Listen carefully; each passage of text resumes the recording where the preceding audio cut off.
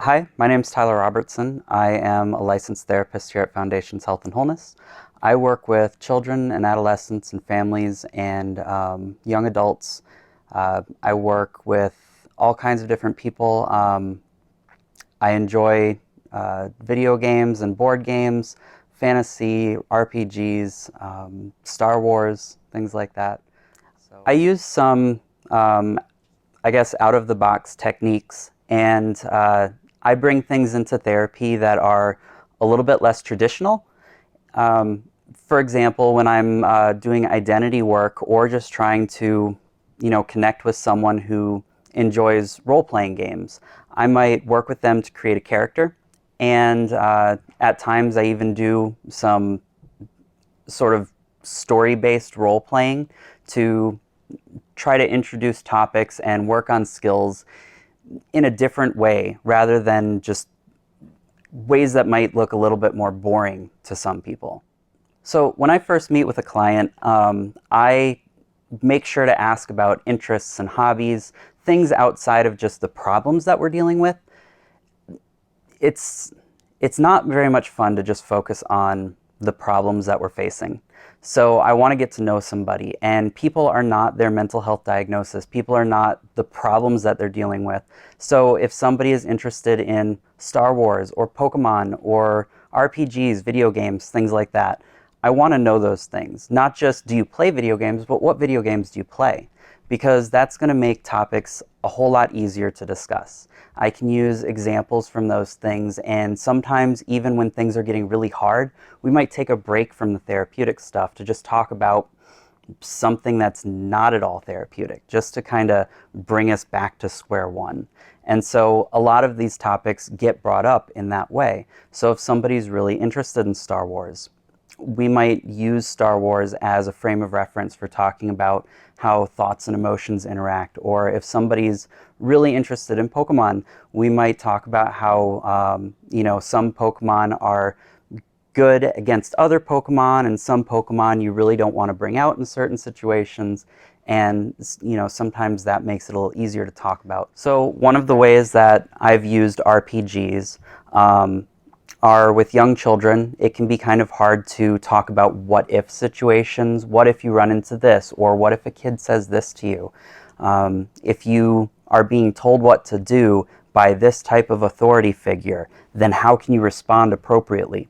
Younger kids, that's a hard discussion. They can't really think that way, but imaginative play is huge with them. So I might set up a kind of a simple setting where we create a character just for fun. We draw the character and we talk about what kinds of things they're good at, what kinds of things that they like, what kinds of challenges they might face. And then I might role play a particular type of authority figure in a fantasy setting. So it's not real, it's not as challenging for them because they're not the ones facing the situation, their character is. And they're able to practice those skills in a way that feels like just playing a game. So you'd be surprised, I guess, how many adults get into this as well. We might not do as much like blatant role-playing one-on-one with adults, but talking about the fantasy settings and the different characters and attributes and all of that can be beneficial for any age group if that's something that they're interested in.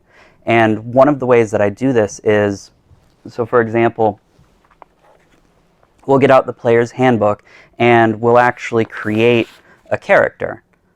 And sometimes we'll create a character about, who do you wish that you could be?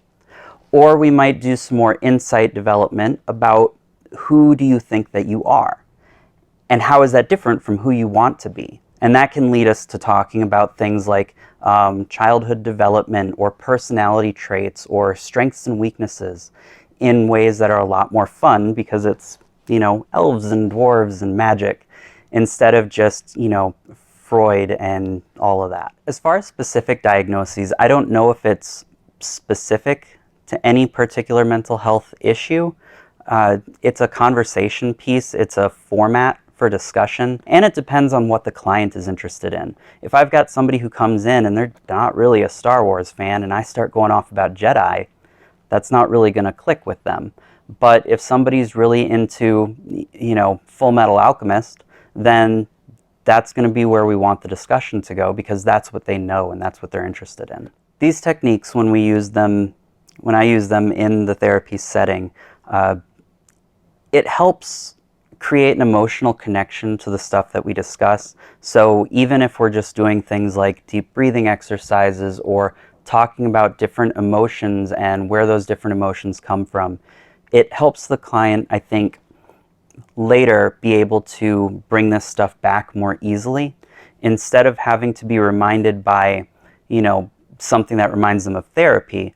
They think about their favorite topic and they just remember things that we've discussed, and those tools and techniques that we were already going to work on anyway come back a lot more easily. It makes it easier to pull in and to use in a difficult situation. It also helps, I think, with thinking about things in different ways. Maybe things that people have been told already by a lot of people, calm down, or just stay organized, or have you tried thinking about it this way?